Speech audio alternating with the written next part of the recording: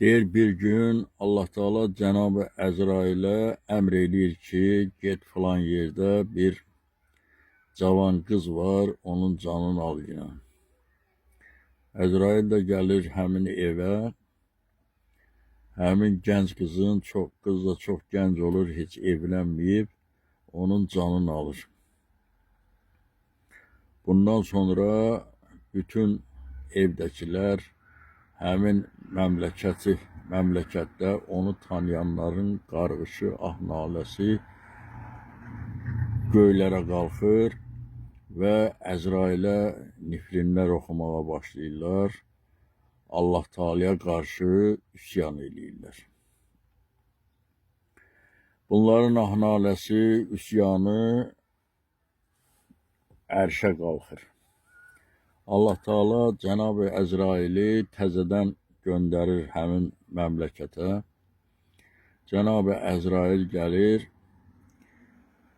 deyir ki, ey insanlar,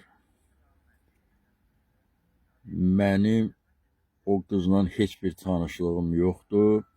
Nə onun çörəyini yemişəm, nə suyunu içmişəm. Mən yalnız Allah Teala'nın əmrini yerinə yetirmişəm.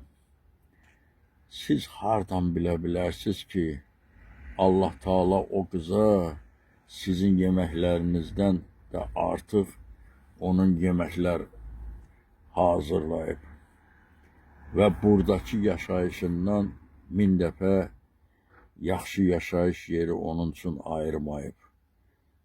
Ona görə siz bilmədiyiniz şey haqqında heç vaxtı Allah'a qarşı üsyan eləməyin.